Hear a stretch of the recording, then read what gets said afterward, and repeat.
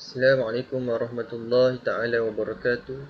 Nama saya Muhammad Ridwan bin Radisham, Memetrik 054597. InsyaAllah bulan kami akan membentang tajuk berkenaan isu-isu takfir dalam agama dan politik di bawah subjek dakwah dan isu kontemporari. Terdapat beberapa subtopik yang dipecahkan kepada beberapa pembentang, iaitu mengenai pengenalan dan latar belakang gejala takfir dan takfir dalam sejarah Islam akan dibentang oleh saya. Kemudian konsep takfir dan isu-isu takfir dalam politik akan dibentang oleh saudara Muhammad Faris. Dan yang terakhir, isu-isu takfir dalam agama dan cadangan penyelesaian akan dibentang oleh saudara Syahir. Bagi yang pertama, menurut Mushtaq Adam 2013 menyatakan isu takfiri ialah isu yang sentiasa menjadi polemik hangat dalam kalangan umat Islam zaman berzaman, bermula sejak zaman awal keislaman sehingga ke hari ini, dan terbukti dan terbentuknya berbagai aliran umpama Al-Qaedah dan ISIS. Ideologi takfiri atau dalam bahasa Melayu dikenali dengan istilah kafir mengkafir. Dan ini bukan sahaja menular dalam kalangan masyarakat Islam secara umum, bahkan melibatkan organisasi atau kumpulan gerakan yang menjadikan Islam sebagai teras perjuangan. Ia merupakan suatu bentuk ideologi yang menyimpang dari garis kesederhanaan Islam dan berpotensi melahirkan banyak kesan destruktif sama ada dalam kehidupan sosial, politik dan akhlak. Isu takfir ini juga sentiasa hangat diperdebatkan, terutamanya apabila tiba musim pilihan raya di kalangan masyarakat Melayu kita di Malaysia. Dan isu berkenaan ini dikatakan sebagai punca utama berlakunya perpecahan masyarakat Melayu. Jadi justru itu, dalam memahami isu takfir ni dengan lebih jelas, perlulah dipahami dahulu berkenaan latar belakang gejala takfir dan berlakunya takfir dalam sejarah Islam. Jadi jika dapat dilihat di sini dari latar belakang takfir ni ataupun pengenalan takfir ni, antara punca-punca yang mungkin akan berlaku dalam yang menyebabkan timbulnya takfir ni adalah wujudnya kesalahfahaman yang menyebabkan terjadinya sikap melampau dalam beragama yang mengakibatkan penghalalan sebuah darah, penghalalan darah manusia. Ini adalah dalil mengenai takfir. Mana-mana orang yang mengatakan kepada saudaranya wahai kafir, maka jatuhlah kafir itu ke atas salah seorang daripadanya. Jadi berdasarkan hadis tersebut, Al-Isfirayini mengatakan siapa yang membid'ahkan orang yang tidak bid'ah, menyesatkan orang yang tidak sesat atau mengkafirkan orang yang tidak kafir, maka hukum tersebut akan kembali kepadanya. Seterusnya pergi kepada latar belakang gejala takfir dan takfir dalam sejarah Islam. Menurut Hasan 2017 berpendapat bahawa satu tindakan menghukum pihak lain itu dianggap sebagai takfir. Ini kerana dari sudut istilah, takfir itu memberi kesan atau implikasi yang negatif hingga semua sarjana Islam tidak membenarkan diri mereka dikaitkan dengan istilah ini. Dan menurut Abdullah bin Syarif 2002 mengatakan perkara ini tidak sekalipun dilakukan oleh Rasulullah pada zaman baginda, dan baginda menentang sifat yang melampau ini semasa hayat baginda. Jadi jika ada persoalan mengenai latar belakang gejala takfir ni, jika dapat dilihat dalam zaman awal Islam dan di zaman Rasulullah, kemudian terusnya kepada zaman sahabat, jadi apakah kesan punca berlakunya perkara ini adalah wujudnya sifat pelampau, seperti mana kisah yang pertama, iaitu kisah golongan Qura', iaitu Zu al-Khuwaisirah, yang mengherdik Rasulullah kerana tidak puas hati dengan cara Rasulullah membahagikan harta rampasan perang Hunain. Beliau memberikan 100 ekor unta kepada Al-Aqra' bin Habis dan Uyainah bin Haris. Beliau juga memberikan kepada beberapa orang daripada tokoh Quraisy dan ketua suku Arab lebih banyak daripada yang diberikan kepada yang lain.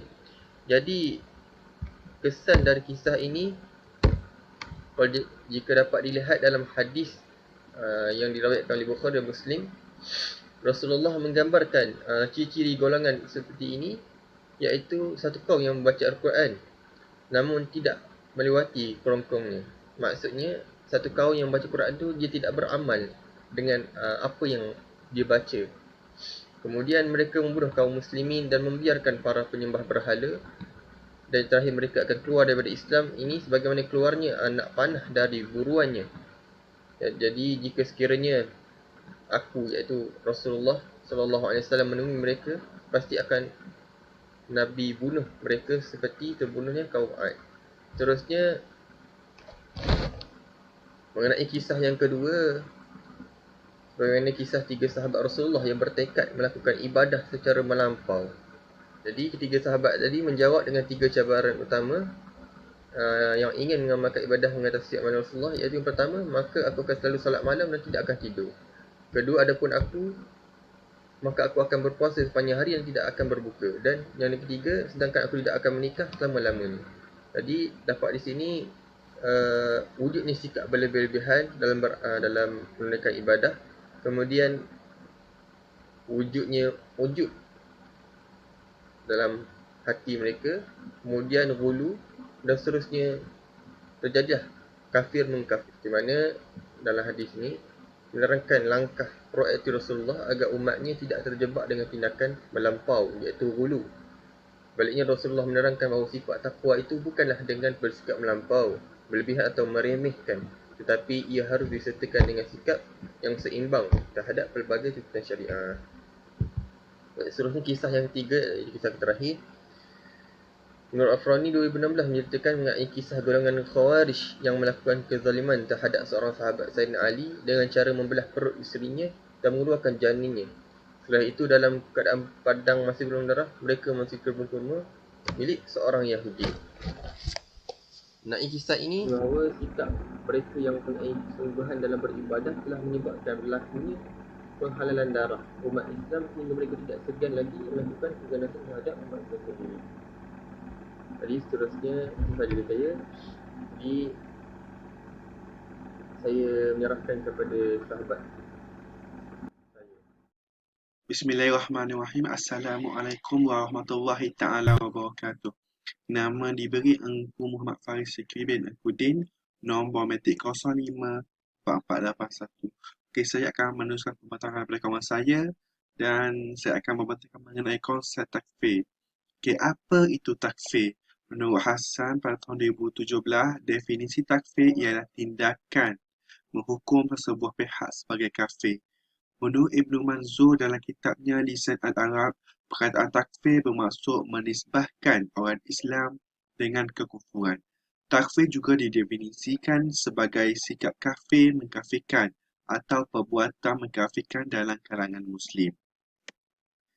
Okey, seterusnya punca utama kafir mengkafir. Antara puncanya yang pertama ialah berlaku penyelewengan dalam memahami Islam yang sebenar.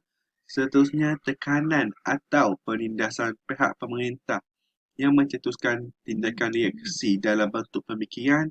Yang ketiga, kegiatan aksi politik yang radikal dan ekstrim. Yang keempat, tersebar secara meluas gejala kekufuran dan murtad dalam kalangan masyarakat Islam secara terang-terangan. Selain itu, kewujudan parti-parti politik dan akhir sekali pemikiran dualisme dalam politik. Okey, kita pergi kepada seterusnya iaitu pandangan ulama mengenai isu takfir. Menurut Al-Imam Al-Ghazali bahawa tuduhan takfir ini terhadap orang lain tidak boleh dilontarkan secara sebarangan kerana perlu ada penjelasan terkait takfir tersebut. Yang kedua, menurut Ibnu Taimiyah pula, sesungguhnya umat Islam tidak boleh mentakfirkan sesiapa yang menyalahi mereka walaupun yang menyalahi mereka itu mentakfirkan mereka. Yang ketiga, Dan akhir pandangan jumhur ulama mengatakan bahawa hukum takfir ini adalah haram kerana membuat tuduhan yang melulu tanpa mengetahui kaedah syarak dalam menanganinya. Okey, seterusnya dua kaedah dalam takfir ini. Okey, apa dia? Yang pertama, takfir mutlak. Takfir mutlak bermaksud menyatakan bahawa sesiapa yang membuat sesuatu perkara yang boleh mengkafirkan, maka ia membawa kepada kekufuran tanpa memaksudkan orang tertentu. Yang kedua pula ialah takfir muayyan. Apa itu takfir muayyan? Takfir muayyan yang bermaksud menyatakan bahawa si fulan bin si fulan iaitu dengan menyebut nama orang tersebut telah kafir. Okey, seterusnya isu-isu takfir dalam politik. Kita lihat. Okey, apakah isu-isu takfir dalam politik? Yang pertama, kemunculan ideologi radikal oleh Wahabi di semenanjung tanah Arab yang dibawa oleh Muhammad bin Abdul Wahab. Yang kedua, budaya takfir sesama Muslim semakin menjadi-jadi dalam gerakan Ikhwan Muslimin di Mesir. Yang ketiga, gerakan takfir juga dikaitkan akibat tekanan yang kuat seperti pemenjaraan dan penyiksaan yang dilakukan ke atas gerakan Islam. Sebagai contoh, di Mesir terdapat sebuah gerakan Islam yang bernama Takfir wa Al-Hijrah yang dipimpin oleh Mustafa Syukri pada 1970-an. Seterusnya, munculnya gejala radikalisme dalam masyarakat Melayu. Yang kelima, timbulnya isu haram melantik pemimpin bukan Islam sebagai pemimpin Islam. Yang keenam, terbitnya kenyataan haram Pakatan Politik dengan orang bukan Islam dalam pemerintahan negara Islam. Dan akhir sekali, yang ketujuh, fenomena takfir ini selalu diada-adakan untuk kepentingan politik. Itu saja daripada saya. Seterusnya saya akan memberi pemaparan ini kepada kawan saya. Sekian, terima kasih. Assalamualaikum warahmatullahi taala wabarakatuh. Baik, seterusnya saya akan meneruskan perbentangan ini dengan tajuk isu-isu takfir dalam agama. Takfir ini melibatkan isu dalam permasalahan alam ini qadim. Yang pertama, tuduhan Syekh Abdullah Al-Harari terhadap Ibn Taymiyah. Yang kedua, tuduhan Hasan As-Saqaf terhadap Ibn Taymiyah. Yang ketiga, perselisihan antara gerakan Al-Asy'ariyah dan Salafiyah. Yang keempat, analisis pendekatan ulama Ahli Sunnah wal Jamaah. Baik, kita pergi kepada yang pertama. Antara contoh tuduhan takfir tokoh gerakan Al-Asy'ariyah kepada tokoh Salafiyah seperti tuduhan Syekh Abdullah Al-Harari terhadap Ibn Taymiyah. Beliau berkata, maka difahami daripada itu bahawa alam ini selain Allah Subhanahu wa taala adalah baharu. Maka jauhar dan juga jisim juga adalah baharu dengan zat dan sifatnya, berkata Aristotle dan pengikutnya dalam kalangan ahli falsafah. Ia adalah qadim dengan zat dan sifatnya, berkata kebanyakan ahli falsafah bahawa ia merupakan alam yang qadim, zatnya baharu dan sifatnya. Ada pun orang Islam mengatakan tidak ada beza di antara zat dan juga sifat di antara alam itu. Tidak ada sesuatu pun yang terdapat di alam ini azali dan tidak ada khilaf dalam kalangan orang Islam dalam mengkafirkan mereka yang berkata dengan dua pendapat di atas, dan Ahmad Ibn Taymiyah termasuk dalam kalangan mereka. Yang kedua, dalam masa yang sama, seorang lagi tokoh gerakan Al-Asy'ariyah pada masa ini iaitu Hasan Ibn Ali As-Saqaf menuduh Ibn Taymiyah berpandangan alam ini qadim bersesuaian dengan pendapat ahli falsafah yang dikafirkan oleh Imam Al-Ghazali. Tuduhan tersebut mengikut hemah penulis secara tidak langsung mengkafirkan Ibn Taymiyah. Beliau berkata, maka kepercayaan bahawa alam adalah qadim merupakan permasalahan falsafah yang melepaskan diri daripadanya umat Islam. Sesungguhnya, Sebahagian ahli falsafah yang menyeleweng semoga Allah Subhanahu wa taala menghina mereka berkata, alam atas iaitu langit dan segala yang ada di dalamnya azali, bahkan setiap bahan dan juga unsurnya. Antara mereka iaitu ahli falsafah ialah Aristotle dan diikuti oleh Al-Farabi dan juga Ibn Sina. Di antara mereka yang berkata seluruh alam ini adalah qadim, termasuk jenis, nau' dan segala unsurnya. Mereka terdiri daripada ahli falsafah yang terkemudian dan diikuti oleh Ibn Taymiyah tanpa dinisbahkan dirinya sebagai pengikut ahli falsafah. Baik, seterusnya, takfir melibatkan isu dalam permasalahan Allah Subhanahu wa taala berjisim dan turun ke langit pertama. Yang pertama, tuduhan Haji Ahmad Hafiz bin Haji Muhammad Alwi terhadap golongan Wahabi. Pertama, di Malaysia ini, fenomena tuduhan takfir terhadap golongan Wahabiyah Salafiyah juga dibawa oleh mereka yang mendapat pendidikan di negara Arab dan juga terpengaruh dengan pendapat guru-guru mereka seperti Haji Ahmad Hafiz bin Haji Muhammad Alwi ini yang mendapat pendidikan di Lebanon. Beliau merupakan salah seorang murid Syekh Abdul Harari. Menurut Haji Ahmad Hafiz bin Haji Muhammad Alwi, golongan Wahabiyah percaya bahawa Allah Subhanahu wa taala berjisim dan turun ke langit pertama. Fahaman Wahabiyah ini percaya bahawa Allah mempunyai jisim, yakni tubuh badan dan kaki dan tangan yang mana duduk di atas arash, turun serta naik dalam setiap malam dari arash ke langit pertama pada sepertiga malam terakhir dan berada di situ sehingga terbitnya fajar dan kemudiannya naik kembali ke arash. Mereka tidak mengetahui Allah. Mereka adalah kafir. Petikan di atas ini dengan jelas menyebut kekufuran golongan Wahabiyah Salafiyah berdasarkan pegangan mereka ini dalam menyamakan Allah Subhanahu wa taala dengan makhluk. Dalam petikan yang lain pula, terdapat tuduhan golongan Wahabiyah mengatakan Allah Subhanahu wa taala duduk atau bersemayam di atas arash berdasarkan tafsiran terhadap firman Allah Subhanahu wa taala. Bismillahirrahmanirrahim. Ar-Rahmanu 'alal 'arsy istawa. Yani yang bermaksud Allah yang Maha Pemurah, Allah yang Maha Pemurah menguasai arash. Menurut Ahmad Hafiz, Wahabiyah mentafsirkan ayat ini sebagai duduk atau bersemayam. Ini suatu penghinaan kepada Allah kerana duduk merupakan sifat manusia, lembu, jin, anjing, babi dan serangga. Bagaimana Allah boleh bersifat duduk sedangkan duduk merupakan sifat yang benda yang dicipta?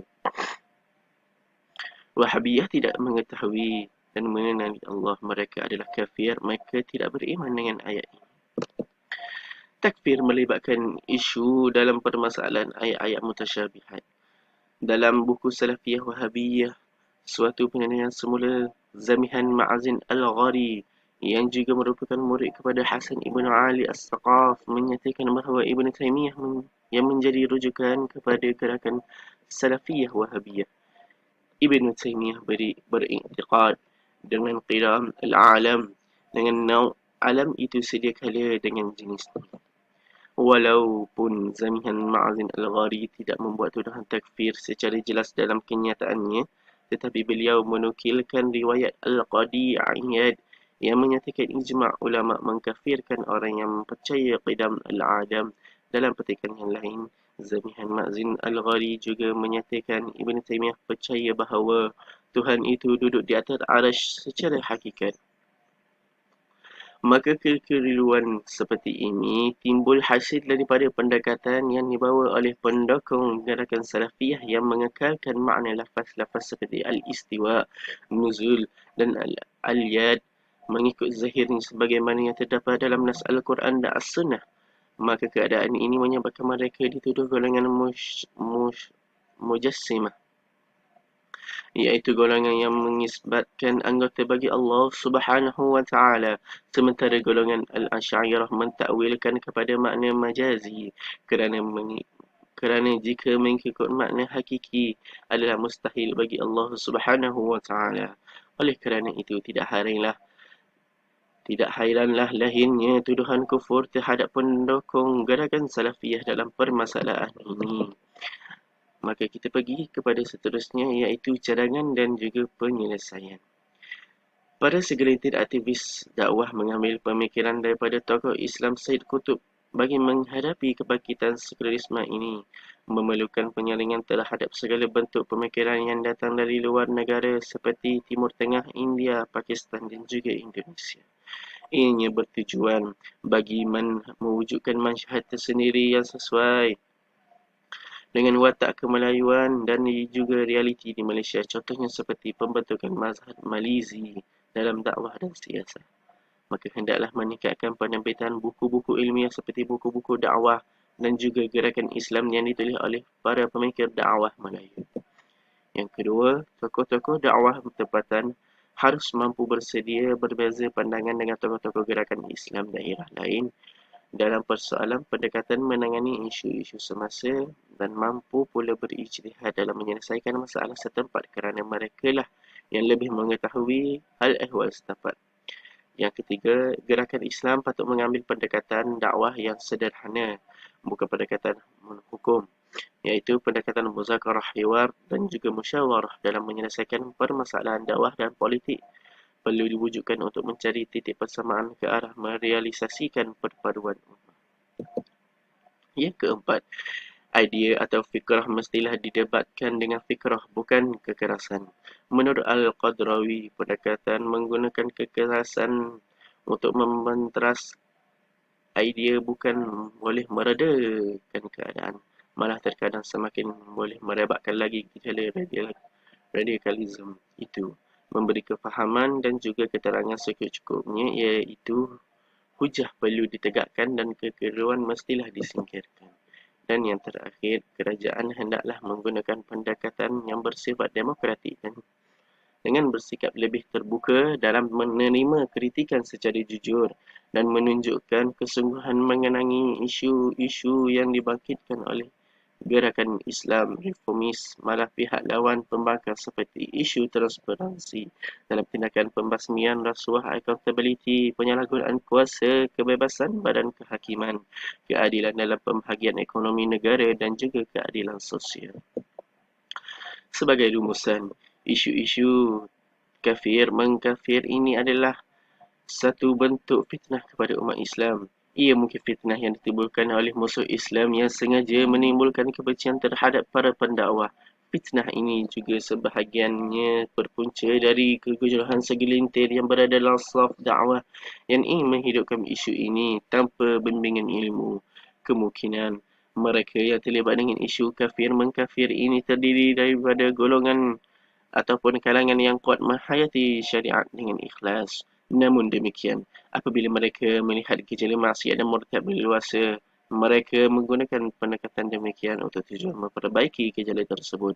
Niat baik mereka ini tanpa ilmu yang mendalam sebenarnya memberi ruang kepada golongan anti dakwah Islam menuduh golongan dakwah sebagai radikal, ekstrim dan melampau.